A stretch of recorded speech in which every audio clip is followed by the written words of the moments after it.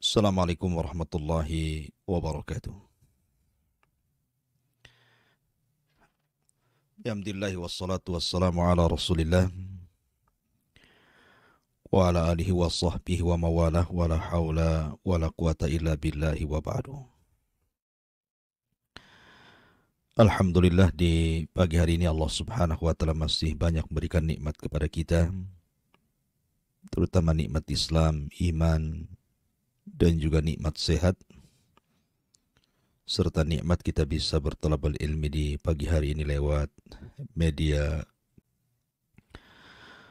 Salawat dan salam sebagaimana kita hadiahkan kepada Rasul kita, Nabi kita Muhammad sallallahu alaihi wasallam, yang telah membawa hidayah Allah Subhanahu wa taala sampai ke dada-dada kita semuanya. Pembahasan di pagi hari ini kita akan membahas sebuah kisah yang cukup menarik. Ulama menyebutnya kisah Ashabul Qaryah yang terdapat dalam surah Yasin. Kisah ini banyak pelajaran dan syarat dengan ibrah, terutama bagi Anda seorang dai. Bagaimana setiap orang yang berdakwah itu akan mendapatkan tantangan dan rintangan sehingga perlu adanya kesabaran. Ma'asyiral muslimin yang dimuliakan Allah Subhanahu wa taala. Kisah ini dicantumkan dalam surah Yasin, tepatnya pada ayat ke-13 sampai kepada ayat 21. Baik, kita akan mulai kisah ini. Berawal dari Nabi sallallahu alaihi wasallam diperintahkan Allah Subhanahu wa taala dalam surah Yasin, "Wadrib lahum mathalan ashabal qaryati id ja'ahal mursalun." Dan buatlah sesuatu perumpamaan bagi mereka. Maksudnya mereka di sini orang-orang musyrik Arab, yaitu sebuah penduduk sebuah negeri ketika diutus kepada mereka utusan-utusan. Kisah Ashabul Qaryah ini, sebagian ahli tafsir mengatakan bahwa peristiwa ini terjadi di sebuah negeri yang disebut dengan Antakya. Dan apabila disebut Antakya, maka akan tersirat dalam benak kita tentang penyerbuan Khalifah Mu'tasim kepada negeri ini dalam sejarah Islam. Ma'asyiral muslimin yang dimuliakan Allah Subhanahu wa taala. Negeri Antakya ini Allah Subhanahu wa taala takdirkan pemimpinnya persis seperti Firaun, memaksakan kehendak dan memaksakan rakyatnya untuk menyembah berhala. Akhirnya kemudian penduduk Antakya pun menjadi para penduduk yang menyembah berhala. Dan Nabi sallallahu alaihi wasallam diperintahkan Allah Azza wa Jal untuk menceritakan kisah Ashabul Qaryah ini kepada orang-orang musyrik Arab. Karena kondisi Ashabul Qaryah yang diutus kepada mereka bukan hanya satu rasul, bahkan 3 rasul dalam satu daerah, kemudian mengalami penolakan dari Ashabul Qaryah ini. Itu persis yang dialami Nabi sallallahu alaihi wasallam terhadap orang-orang Quraisy Arab. Ketika di permulaan dakwah Rasul, banyak ditentang dakwahnya. Bagaimana Nabi sallallahu alaihi wasallam kemudian diuji oleh Allah Subhanahu wa taala dengan penolakan orang-orang Arab ketika itu. Nabi sallallahu alaihi wasallam dikatakan gila, Nabi SAW dikatakan penyihir, dikatakan pemecah belah, bahkan tidak segan-segan terkadang Nabi SAW diancam, bahkan ada upaya pembunuhan. Begitulah dakwah para nabi dan rasul. Maka Allah Subhanahu wa taala berfirman, wadrib lahum mathalan ashabal qaryah, dan buatlah sebuah perumpamaan bagi mereka, yaitu penduduk sebuah negeri, penduduk Antakya, di mana penduduknya para penyembah berhala. Id ja'ahal mursalun, ketika datang kepada mereka utusan-utusan Allah Subhanahu wa taala. Ada yang mengatakan bahwa utusan-utusan ini adalah Hawariyun Isa bin Maryam. Jadi Isa ibn Maryam ketika itu mengutus 3 Hawariyun agar berdakwah di negeri Antakya ini. Awalnya Nabi Musa alaihi salatu wassalam hanya mengutus 2 orang yang kemudian diperkuat dengan 3 orang. Dan nama-nama dari 3 utusan ini,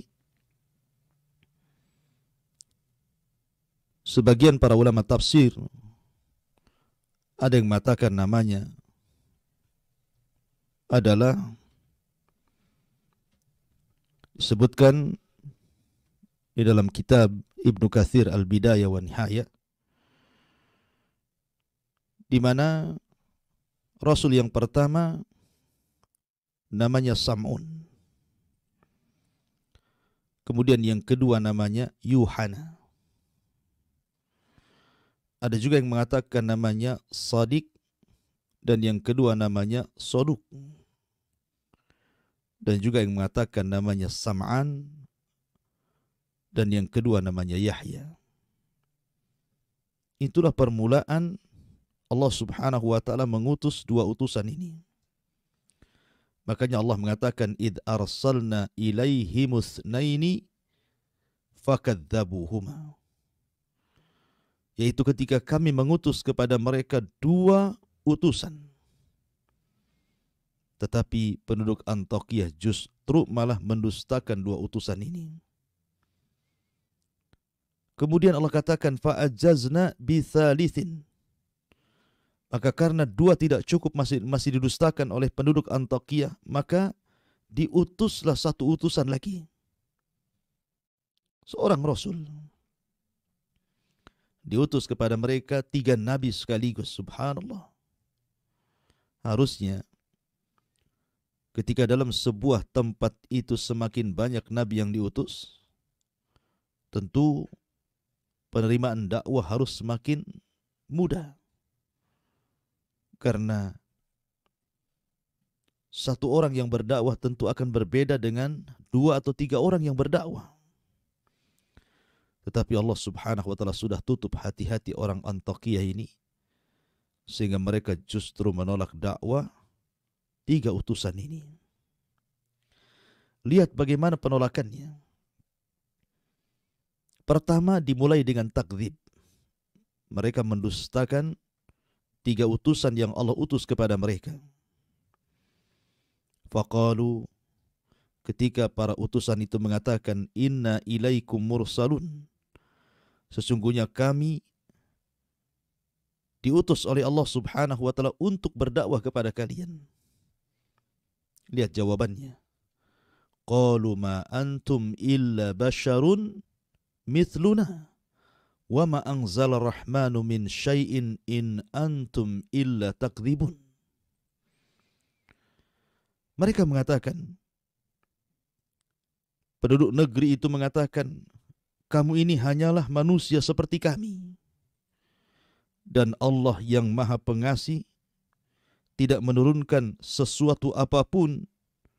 Sesungguhnya kalian hanya para pendusta saja. Ini awal penentangan Ashabul Qaryah. Menentang para nabi dan rasul yang datang kepada mereka dengan cara takdzib, mendustakan mereka. Dan itulah budaya musuh-musuh para nabi dan rasul. Pertama, takdzib, mendustakan. Persis seperti orang-orang kafir Quraisy. Mereka mendustakan risalah Nabi SAW, menentangnya, bahkan berusaha untuk memadamkannya. Ma'asyiral muslimin yang dimuliakan Allah Subhanahu wa ta'ala, dan tidak aneh, siapapun yang mendakwahkan dakwah Rasul hatta sampai hari ini, menyampaikan tauhid, pasti akan ada orang-orang yang mendustakan dakwah tauhid. Karena itu sunnatul dakwah pernah dialami para nabi dan rasul, seperti kisah dalam Ashabul Qaryah ini, diutus kepada sebuah negeri Antakiyah sekaligus 3 nabi, 3 utusan Allah Subhanahu wa ta'ala. Ada yang mengatakan 3 hawariyun yang diutus Isa bin Maryam. Ma'asyiral muslimin yang dimuliakan Allah Subhanahu wa ta'ala, lihat bagaimana jawaban para rasul. Dengan bijaknya mereka mengatakan, qalu rabbuna ya'lamu inna ilaikum lamursalun wa ma 'alaina illal balagul mubin. Maka para rasul itu menjawab, Tuhan kami mengetahui sesungguhnya kami adalah utusan-utusan Allah kepada kalian, dan kewajiban kami hanyalah menyampaikan perintah Allah dengan jelas. Seolah-olah para rasul mengatakan, kalian mau beriman atau tidak dengan kami, itu urusan kalian. Tetapi kami datang diutus oleh Allah Subhanahu wa ta'ala untuk mendakwahkan kalian. Ma'asyiral muslimin yang dimuliakan Allah Azza wa Jalla, maka mulailah 3 utusan Allah Azza wa Jalla ini menyeru manusia ke dalam tauhid, memberantas kesyirikan, mengatakan kepada mereka bahwa berhala-berhala itu tidak mendatangkan manfaat dan tidak mencegah madarat. Kembali kepada tauhid. Tapi mereka malah mengatakan, kalian ini hanya manusia sama seperti kami. Seolah-olah mereka mengatakan, kalau memang Allah Subhanahu wa ta'ala mau, kenapa Allah tidak mengutus malaikat kepada kami? Kenapa mesti kalian yang diutus? Subhanallah.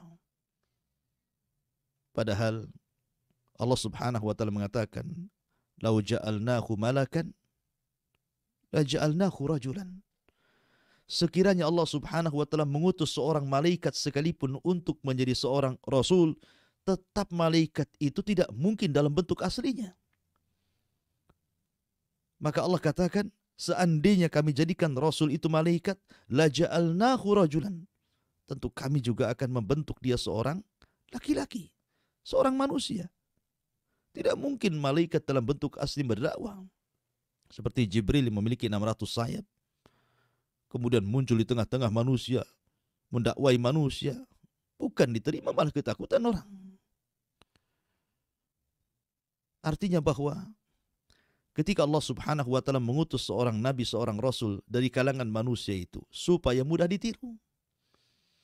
Kalau seandainya rasul kita, nabi kita adalah malaikat, bagaimana cara menirunya? Malaikat itu tidak makan, malaikat itu tidak minum, malaikat tidak menikah, malaikat tidak punya keturunan. Dan banyak sekali perbedaan kita dengan malaikat. Sehingga kalau seandainya rasul kita malaikat, macam mana kita akan meniru cara makannya, cara minumnya, cara nikahnya, cara mendidik anaknya, sementara mereka tidak memiliki itu semua. Makanya Allah Subhanahu wa ta'ala mengutus manusia supaya mudah ditiru. Karena manusia itu nampak bagaimana cara makannya seorang nabi, kita tiru. Bagaimana cara minumnya seorang nabi, bagaimana cara ibadahnya, dan begitu seterusnya.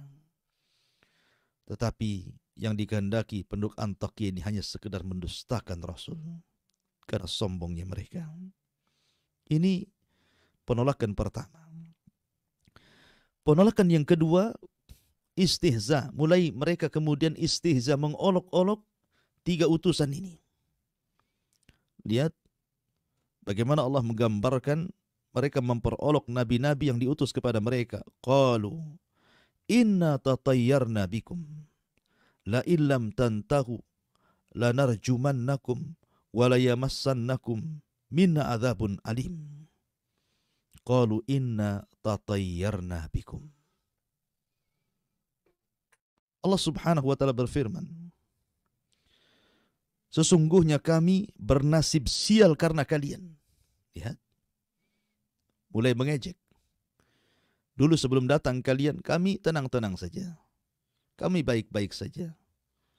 Tapi setelah datang kalian kemari, yang konon kalian mendakwahkan dakwah yang benar kepada kami jadi sial. Ini istihza. Mengolok-olok Nabi yang diutus kepada mereka. Seolah-olah kesialan itu datang dari para Nabi. Padahal kesialan itu datang dari diri-diri masing-masing. Kemudian yang ketiga, mulailah dari takdzib, mendustakan. Kemudian mengolok-olok, sekarang tahdid, mulai mengancam. Apa ancamannya? La illam tantahu lanarjumannakum wa la yamassannakum minna adzabun alim. Sungguh jika kalian tidak berhenti berdakwah, menyeru kami, niscaya kami akan rajam kamu dan kami pasti akan merasakan siksa yang sangat pedih dari kami. Mulai diancam. Begitulah tabiat musuh-musuh para nabi dan rasul. Musuh-musuh kebatilan. Musuh-musuh ketika mereka menentang dakwah yang benar. Maka motifnya kurang lebih dengan apa yang terjadi kepada kisah Ashabul Qaryah ini. Berawal mendustakan, yang kedua istihza, mengolok-olok, yang ketiga mengancam. Dan itu pula yang dilakukan orang-orang Quraisy kepada Nabi SAW. Pertama mendustakan. Apa tidak ada orang lain kecuali engkau wahai Muhammad? Yang kedua mengolok-olok dengan dikatakan gila, tukang sihir, pemecah belah, tukang tenun dan begitu seterusnya. Akhirnya tahdid, mengancam untuk membunuh Nabi SAW, dan itu menjadi sebuah kenyataan. Ketika hijrah, Rasul hampir mengalami pembunuhan. Kalau bukan karena Allah Subhanahu wa taala menyelamatkannya. Ma'asyiral muslimin yang dimuliakan Allah Azza wa Jalla. Maka Allah katakan, qalu ta'irukum ma'akum a in dzukirtum bal antum qaumum musrifun. Utusan-utusan itu berkata, kemalangan itu atau kesialan itu datang dari kalian sendiri. Apakah karena kamu diberi peringatan sebelumnya kamu adalah kaum yang melampaui batas? Tidak ada urusan kesialan dengan kedatangan kami, dengan kesialan kalian. Ma'asyiral muslimin yang dimuliakan Allah Subhanahu wa taala. Maka Allah Subhanahu wa taala katakan, wa jaa'a min aqsal madinati rajulun yas'a qala ya qaumi ittabi'ul mursalin. Ketika permusuhan para nabi dan rasul dengan kaum Antiokhia ini semakin sengit dan negeri Antiokhia semakin mendustakan dakwah para utusan, terdengarlah ke sebuah tempat oleh seorang laki-laki, seorang ahli ibadah, seorang yang saleh, namanya Habibun Najjar, mendengar bahwa negeri tersebut menolak utusan. Maka Habibun Najjar, seorang laki-laki yang sedang sakit judam ketika itu, tapi dia ahli ibadah,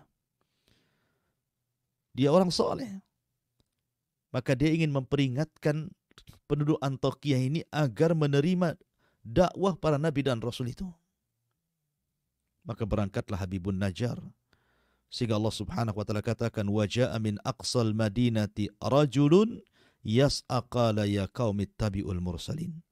Dan datanglah dari ujung kota seorang laki-laki yang bernama Habibun Najjar, dengan bergegas dia pun berkata kepada penduduk Antiokhia, wahai kaumku, ikutilah utusan-utusan itu. Ikutilah utusan-utusan itu. Ittabi'u ma la yas'alukum ajra wa hum muhtadun. Ikutilah orang-orang yang tidak meminta imbalan kepadamu, dan mereka adalah orang-orang yang mendapatkan petunjuk. Wa ma liya la a'budul ladzi fatarani wa ilaihi turja'un. A'attakidu min dunihi alihatan iyuridni ar-rahmanu bidurrin la tughni anni syafa'atuhum syai'a wa la yunkidhun. Inni idzan la fi dhalalin mubin. inni amantu bi rabbikum fasma'un. Maka mulailah Habibun Najjar memberikan nasihat kepada penduduk Antakya yang menolak dakwah 3 utusan itu. Dan dia mengatakan, ikutilah orang yang tidak meminta imbalan kepadamu, dan mereka adalah orang-orang yang mendapatkan petunjuk, dan tidaklah ada alasan bagiku untuk tidak menyembah Allah yang telah menciptakanku, dan hanya kepadanya lah kamu akan dikembalikan. Mengapa aku akan menyembah Tuhan-Tuhan selainnya? Jika Allah yang Maha Pengasih menghendaki bencana terhadapku, pasti pertolongan mereka tidak berguna sama sekali bagi diriku, dan mereka juga tidak dapat menyelamatkanku. Sesungguhnya, jika aku berbuat begitu, pasti aku akan berada dalam kesesatan yang nyata. Sungguh aku beriman kepada Tuhanmu, maka dengarkanlah pengakuan keimananku. Lihat bagaimana Habibun Najjar terus menasihati, memberikan permisalan terhadap dirinya yang beriman kepada para utusan itu. Akan tetapi, apa yang terjadi? Ketika Habibun Najjar ini berusaha mengingatkan jangan tolak ajaran 3 utusan itu, justru akhirnya kemudian dia pun ditangkap. Ada yang mengatakan digalikan lubang, dimasukkan ke dalam lubang, kemudian dirajam sampai mati.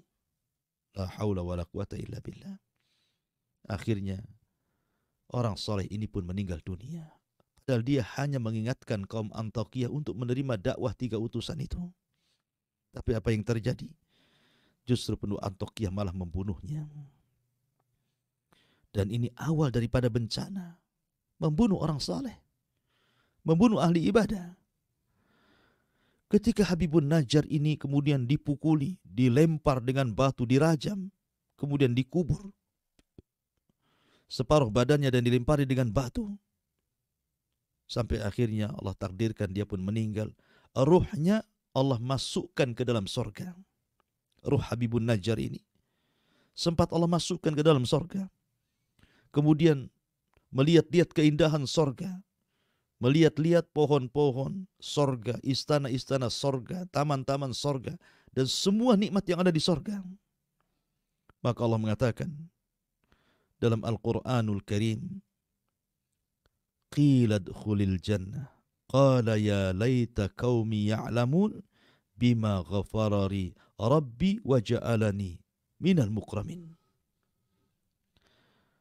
Maka ketika dikatakan kepada Habibun Najjar, masuklah kau ke sorga, maka dia pun ke sorga. Ketika itu dia berkata, alangkah baiknya seandainya kaumku mengetahuinya. Aku sudah di sorga sekarang. Coba kalau seandainya kaumku tahu bahwa ketika aku mati dan Allah masukkan aku ke sorga, tentu mereka tidak akan menolak utusan-utusan itu.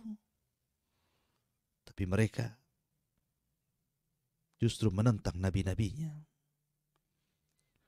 Maka Habibun Najjar kemudian mengatakan, alangkah baiknya sekiranya kaumku mengetahuinya, apa yang menyebabkan Tuhanku memberikan ampunan kepadaku dan menjadikan aku termasuk orang-orang yang telah dimuliakan.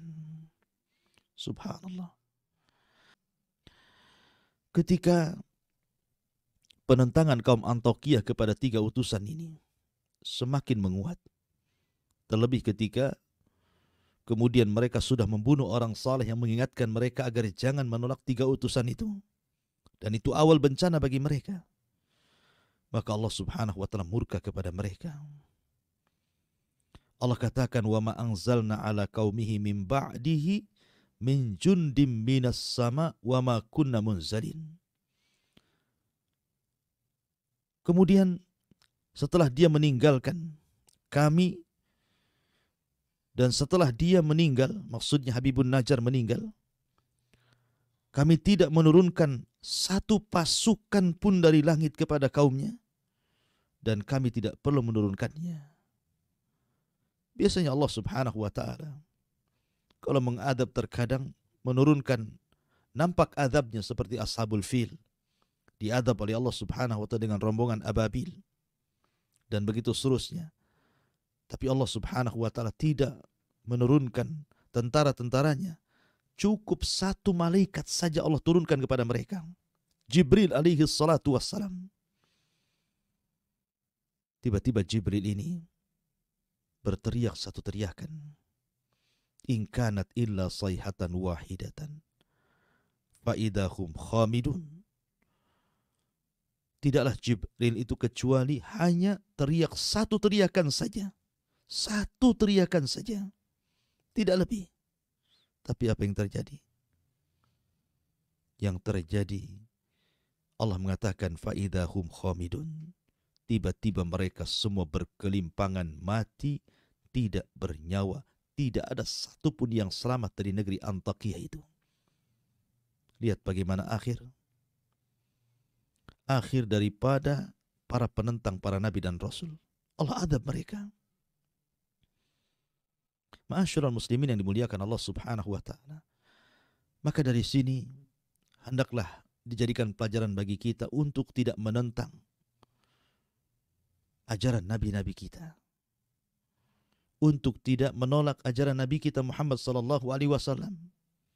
Karena Allah Subhanahu wa taala berfirman, "Falyahdharil ladzina yukhalifuna an amrih an tusibahum fitnah wa yusibahum adzabun alim." Hendaklah takut orang-orang yang menyelisih perintah Rasulnya akan ditimpakan kepada mereka fitnah, atau boleh jadi akan ditimpakan kepada mereka adab yang sangat pedih. Begitulah nasib Ashabul Qaryah yang menolak 3 utusan, yang harusnya dengan banyaknya utusan mereka dimudahkan untuk menerima dakwah, tapi justru sebaliknya mereka malah menentang, menolak, sehingga Allah Subhanahu wa taala turunkan adab kepada mereka. Wallahu alam. Ini di antara kisah Ashabul Qaryah yang terdapat dalam surah Yasin.